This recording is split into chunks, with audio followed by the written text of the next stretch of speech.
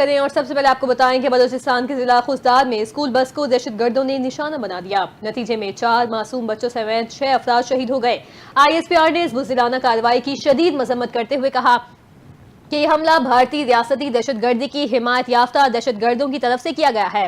ترجمان ISPR کا کہنا ہے کہ خوزدار میں اسکول جانے والے بچوں کی بس کو نشانہ بنایا گیا جو ایک المناک اور بزدلانہ اقدام ہے.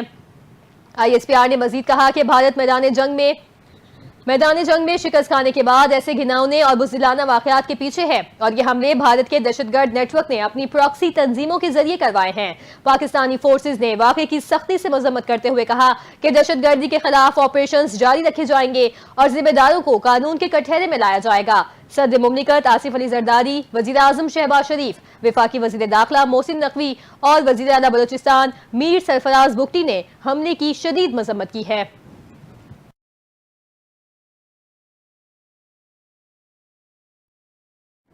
دوسری جانب وزیر اعلیٰ بلوچستان سرفراز بگٹی نے خوزدار میں اسکول بس پر دہشت گرد حملے کی شدید مذمت کرتے ہوئے کہا کہ ہم بزدلانہ حملوں پر خاموش تماشائی نہیں بن سکتے. وزیر اعلیٰ بلوچستان نے کوئٹہ میں پریس کانفرنس کرتے ہوئے بتایا کہ آج صبح خوزدار میں اسکول بس پر حملہ کیا گیا جس میں 47 بچے سوار تھے. سرفراز بگٹی نے کہا کہ اطلاعات تھیں کہ بھارت کے قومی سلامتی کے مشیر اجیت دوڈل بزدلانہ حملے کی منصوبہ بندی کر رہے ہیں، تاہم یہ اندازہ نہیں تھا کہ معصوم بچوں کو نشانہ بنایا جائے گا. بھارت اپنی جنگی شکست چھپانے کے لیے ایسے اقدامات پر اتر آیا ہے اور BLA اور BLF جیسے گروہ ہمیشہ سافٹ ٹارگٹ کو نشانہ بناتے ہیں. بھارت دہشت گردوں کو پیسہ اور ٹریننگ فراہم کرتا ہے.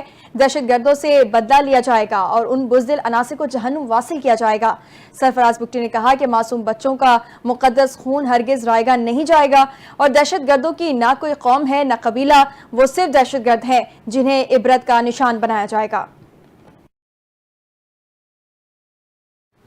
آپ کو بتائیں کہ وزیر اطلاعات عطا اللہ طاہر نے قومی اسمبلی میں خطاب کرتے ہوئے کہا دشمن روایتی جنگ میں شکست کے بعد بچوں پر حملے کرنے پر اتر آیا ہے. فیلڈ مارشل عاصم منیر نے بھارت کو دھول چٹائی. بھارت شکست کا بدلہ بچوں سے لے رہا ہے. خوزدار میں اسکول بس کو نشانہ بنایا گیا. ایک دہشت گرد کو ٹھکانے لگائیں گے. بھارت کو ہر میدان میں شکست دیں گے. عطا طاہر نے کہا کہ خیبر پختونخوا میں بھی بھارتی پراکسیز دہشت گردی میں ملوث ہیں. دہشت گردوں کے خاتمے تک چین سے نہیں بیٹھیں گے. بھارت خارجیوں کے ذریعے دہشت گردی کروا رہا ہے. بھارت کی پراکسی وار کو بھی شکست دیں گے. خوزدار واقعے کی تحقیقات کروائی جا رہی ہیں. دہشت گردوں کو کیفر کردار تک پہنچائیں گے. پیپلز پارٹی کی رکن قومی اسمبلی شازیہ مری نے کہا کہ خوزدار حملہ واقعی افسوسناک ہے. دہشت گردی کے خلاف جنگ کا مل کر مقابلہ کرنا پڑے گا. دہشت گردوں کا کوئی مذہب نہیں. اس درندگی سے اب ہمیں نجات چاہیے. انہوں نے کہا کہ بلاول بھٹو آنکھ سے آنکھ ملا کر دہشت گردوں سے مخاطب ہوتے ہیں. پیپلز پارٹی نے دہشت گردی میں قربانیاں دی ہیں. دہشت گردوں کو مذہب سے جوڑنا غلط ہے. ان کا کوئی ایمان نہیں. شازیہ مری نے کہا کہ ثابت ہو چکا کہ بھارت پاکستان میں دہشت گردی میں ملوث ہے. پاکستان میں دہشت گردی کے سارے تانے بانے بھارت سے ملتے ہیں.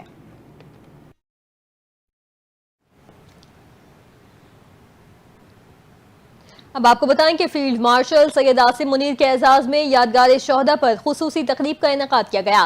ISPR کے مطابق فیلڈ مارشل سید عاصم منیر کو یادگار شہداء GHQ میں خصوصی تقریب کے دوران گارڈ آف آنر پیش کیا گیا. سید عاصم منیر نے یادگار شہداء پر پھولوں کی چادر چڑھائی اور شہدائے پاکستان کو خراج عقیدت پیش کرنے کے لیے فاتحہ خوانی کی. فیلڈ مارشل سید عاصم منیر نے اپنا اعزاز پوری قوم، مسلح افواج، خصوصاً شہداء، قانون نافذ کرنے والے اداروں اور سویلینز کے نام کیا. فیلڈ مارشل سید عاصم منیر نے کہا کہ اعزاز پوری قوم اور افواج پاکستان کے بہادر مردوں اور خواتین کو خراج تحسین ہیں، خاص طور پر ان شہداء کو جو بھارتی بلا اشتعال، بزدلانہ اور غیر قانونی جارحیت کے خلاف سیسا پلائی دیوار کی طرح کھڑے رہے. DGISPR نے کہا ہے کہ بھارت نے نور خان ایئر بیس اور دیگر مقامات کو نشانہ بنایا. DGISPR نے نیو یارک ٹائمز سے گفتگو کرتے ہوئے کہا کہ پاکستان امن کا دائی ہے. پاکستان ایک ذمہ دار ریاست کی حیثیت سے خطے میں امن کا دائی ہے. نیو یارک ٹائمز نے کہا کہ بھارت کی جانب سے 7 مئی کو یک طرفہ میزائل حملے کے بعد پاکستان نے تحمل کا مظاہرہ کرتے ہوئے اپنے دفاع تک محدود کارروائیاں کی. پاک فضائیہ نے مؤثر جوابی کارروائی میں بھارت کے 6 جنگی طیارے مار گرائے.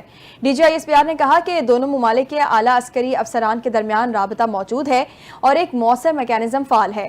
پاکستان نے اپنے جانی و مالی نقصانات کے بارے میں شفافیت دکھائی، مگر کیا بھارت بھی اتنی دیانتداری کا مظاہرہ کر رہا ہے؟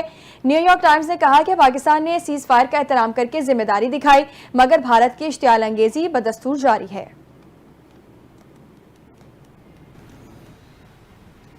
آپ کو بتائیں کہ بجٹ 2025-26 پر مشاورت کے سلسلے میں پاکستان اور آئی ایم ایف کے درمیان مذاکرات حتمی مرحلے میں داخل ہو گئے۔ ذرائع کے مطابق آئی ایم ایف نے سرکاری اداروں کی نجکاری تیز کرنے پر زور دیا ہے۔ آئی ایم ایف کو بریفنگ میں بتایا گیا کہ رائٹ سائزنگ کا عمل دسمبر 2025 تک مکمل کر لیا جائے گا۔ دستاویز کے مطابق پی آئی اے کی نجکاری اس سال مکمل ہونے کی امید ہے۔ قومی ایئر لائن کی نجکاری کی راہ میں حائل رکاوٹیں دور کر دی گئیں۔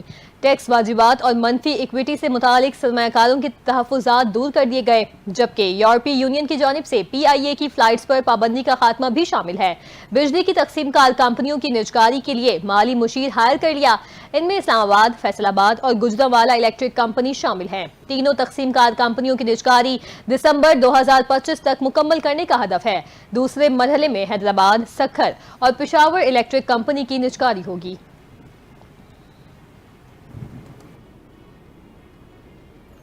خبر دیں گے بانی پی ٹی آئی کی رہائی کے لیے اسلام آباد میں ملک بھر سے تحریک انصاف کے رہنماؤں کا احتجاج جاری ہے۔ بانی پی ٹی آئی کی رہائی کے لیے نعرے بازی، دوسری جانب اسلام آباد پولیس بھی ان ایکشن ہے، بھاری نفری تعینات کر دی گئی ہے۔ مزید اپڈیٹ کر رہے ہیں اسلام آباد سے ثقلین ظفر۔ جی بالکل، 190 ملین کیس کے ڈی لسٹ ہونے کے بعد پاکستان تحریک انصاف نے ملک بھر سے اپنے ایم این ایز اور ایم پی ایز کو آج احتجاج کے لیے اسلام آباد بلا رکھا ہے۔ تو اسی حوالے سے آج ایم این ایز اور ایم پی ایز اور دیگر بھی پاکستان تحریک انصاف کے جو سپورٹرز ہیں وہ بانی پی ٹی آئی کی رہائی کے لیے اور کیس کے ڈی لسٹ ہونے کے خلاف آج اسلام آباد ہائی کورٹ کے باہر احتجاج کر رہے ہیں۔ احتجاج میں خواتین کی بھی بڑی تعداد یہاں پر موجود ہے، جبکہ یہاں پر تو اسلام آباد پولیس کی بھاری نفری یہاں پر تعینات کی گئی ہے۔ ان میں لیڈی پولیس اہلکاران بھی اسلام آباد ہائی کورٹ کے باہر اس وقت تعینات ہیں۔ یہاں پر آج پارلیمنٹیرینز کو بھی خاص طور پر کال دی گئی ہے پاکستان تحریک انصاف کی جانب سے، اور خاص طور پر پنجاب سے اپوزیشن لیڈر بھی یہاں پر پہنچ چکے ہیں۔ کراچی سے اگر بات کریں، کراچی کے بھی وہ امیدواران جو کہ کامیاب نہ ہو سکے وہ بھی اس وقت اسلام آباد ہائی کورٹ کے باہر پہنچ کر احتجاج کو ریکارڈ کرا رہے ہیں، اور سب کا مطالبہ اس وقت یہی ہے کہ بانی پی ٹی آئی کو رہا کیا جائے اور 190 ملین کیس جو کہ ڈی لسٹ ہوا ہے اسلام آباد ہائی کورٹ سے اسے دوبارہ سے لگایا جائے، اور اس میں عمران خان کی جو سزا ہے، بانی پی ٹی آئی کی جو سزا ہے اس کو معطل کیا جائے۔ جی بہت شکریہ ثقلین اپڈیٹ کرنے کے لیے۔ آگے بڑھیں اور آپ کو بتائیں کہ پاکستان اور چین کے درمیان سی پیک منصوبے کو افغانستان تک توسیع دینے پر اتفاق کیا گیا ہے۔ بیجنگ میں وزیر خارجہ اسحاق ڈار، افغانستان کے قائم مقام وزیر خارجہ امیر خان متقی اور چینی ہم منصب کے درمیان غیر رسمی سہ فریقی ملاقات ہوئی۔ تینوں وزراء خارجہ نے سی پیک کو افغانستان تک بڑھانے پر اتفاق کیا ہے۔ ترجمان دفتر خارجہ کے مطابق اس موقع پر خطے میں دہشت گردی کا مشترکہ مقابلہ کرنے پر بھی اتفاق کیا گیا۔ دفتر خارجہ کے ترجمان کا کہنا تھا کہ وزراء خارجہ نے خطے کی سلامتی اور اقتصادی روابط کو فروغ دینے کے لیے تعاون کے عزم کا اظہار کیا اور بیلٹ اینڈ روڈ انیشیٹو پر تعاون کو گہرا کرنے پر اتفاق کیا گیا۔ ترجمان دفتر خارجہ کے مطابق سہ فریقی وزراء خارجہ کا 6واں اجلاس کابل میں منعقد ہوگا۔ پاک بھارت کشیدگی کے تناظر میں پاکستان کی نمائندگی کے لیے عالمی دورے پر جانے والے اعلیٰ سطح سفارتی وفد کے سربراہ chairman Pakistan Peoples Party Bilawal Bhutto نے کہا ہے کہ بھارت کو پانی بطور ہتھیار استعمال نہیں کرنے دیں گے۔ پاکستان امن اور سچ کے ساتھ کھڑا ہے اور ہمارا پیغام امن، استحکام اور ترقی ہے۔ پاکستان اپنی ذمہ داریوں سے مکمل طور پر آگاہ ہے۔ اجلاس کے بعد گفتگو کرتے ہوئے بلاول بھٹو زرداری نے کہا کہ وزیر اعظم کی ہدایت کے مطابق سفارتی کمیٹی مختلف ملکوں کا دورہ کرے گی اور عالمی سطح پر پاکستان کا موقف بھرپور انداز میں پیش کیا جائے گا۔ انہوں نے کہا کہ پاکستان دہشت گردی سے سب سے زیادہ متاثر ہوا اور اس خطے کو دہشت گردی سے پاک کیا جائے گا۔ پہلگام واقعے کے بعد بھارت نے ثبوت فراہم کرنے کے بجائے الزام تراشی کی، جبکہ پاکستان نے شفاف عالمی تحقیقات کی پیشکش کی۔ بھارت نے جھوٹ، نفرت اور تقسیم کے ایجنڈے کا سہارا لیا۔ وفاقی وزیر خدم دستگیر نے بھارت کو بدمعاش ملک قرار دیتے ہوئے کہا کہ بھارت نے پہلگام واقعے پر تاحال کوئی ثبوت پیش نہیں کیے اور پاکستان پر بے بنیاد الزامات لگائے۔ انہوں نے کہا کہ پاکستان پائیدار امن کے لیے بھارت سے بات چیت کو تیار ہے، لیکن اب برابری کی سطح پر بات ہوگی۔ خدم دستگیر کے مطابق ہندوتوا تعصب اور بھارتی جنگی جنون خطے کے لیے خطرہ ہے اور خطے میں پائیدار امن مسئلہ کشمیر کے حل سے مشروط ہے۔ انہوں نے کہا کہ کشمیری عوام کو اقوام متحدہ کی قراردادوں کے مطابق حق خود ارادیت دینا ہوگا۔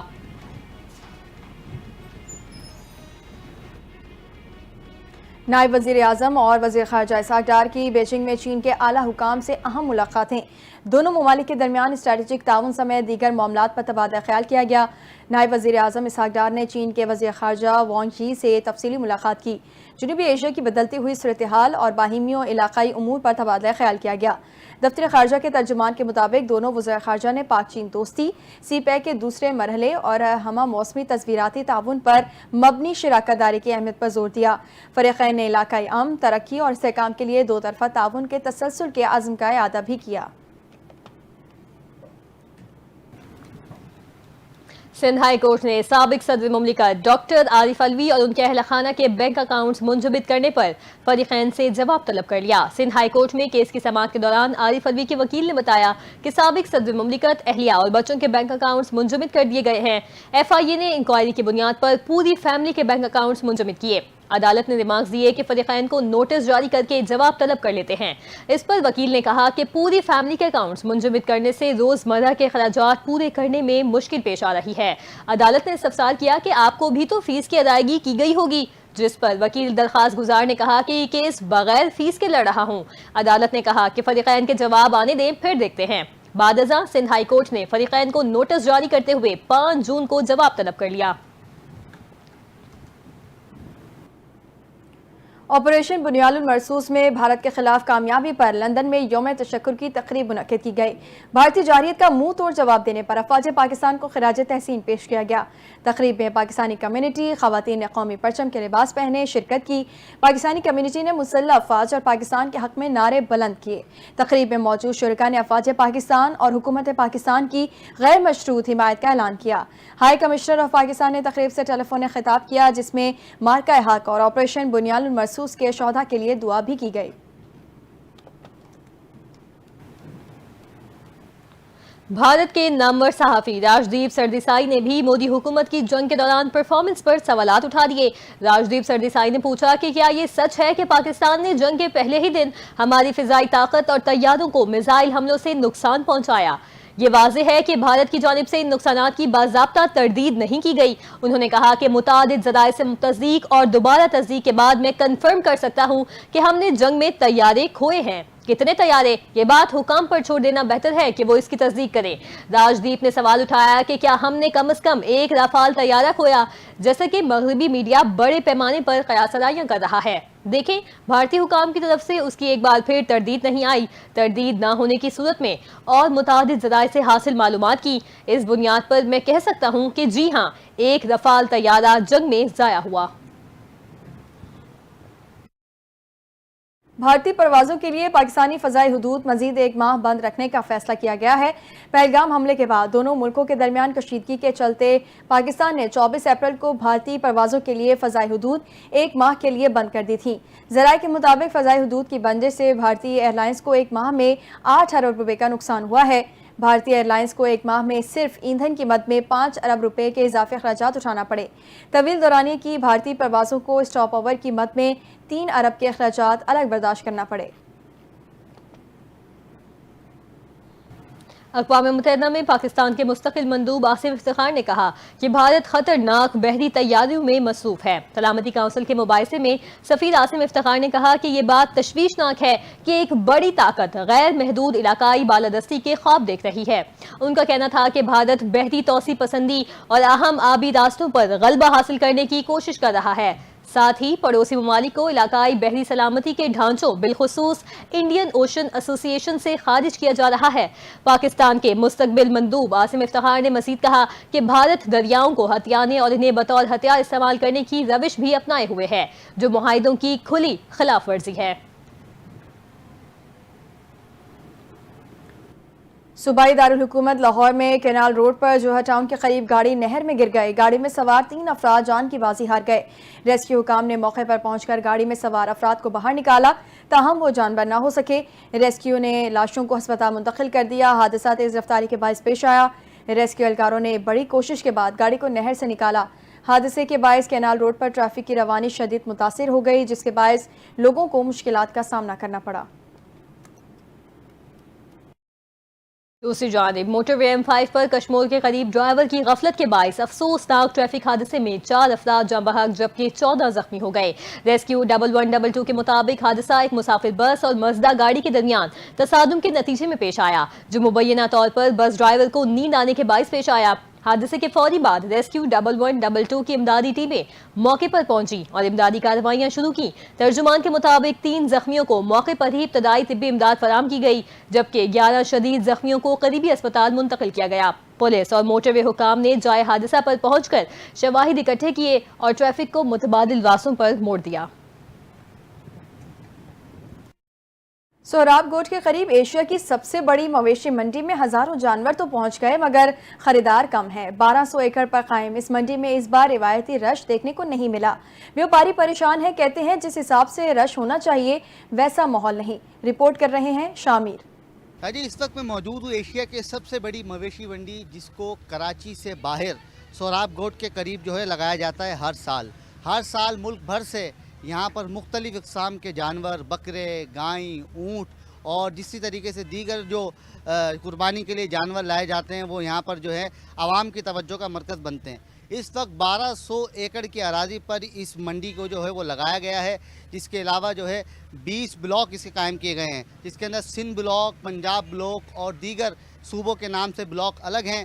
और जो व्यापारी अपने जानवर यहाँ बेचने के लिए लाए हुए हैं उनका ये कहना है कि हम अपने जानवर को यहाँ बेचने के लिए लाए हैं, लेकिन जिस तरह से आवाम को यहाँ पर जो है मौजूद होना चाहिए, आवाम का रश नज़र आना चाहिए, उस वक्त तक अभी तक जो है इस मामले के ऊपर आवाम के रश के मामले में जो है वो तेज़ी नहीं आई है। आप मेरे अक़ब में देख सकते हैं कि ये जानवर यहाँ पर मौजूद हैं जो आवाम की जो है वो मंजूर नज़र होने के लिए यहाँ आए हुए हैं और फ़रोख्त होने के लिए यहाँ मुल्क के मुख्तलिफ़ हिस्सों से लाए गए हैं।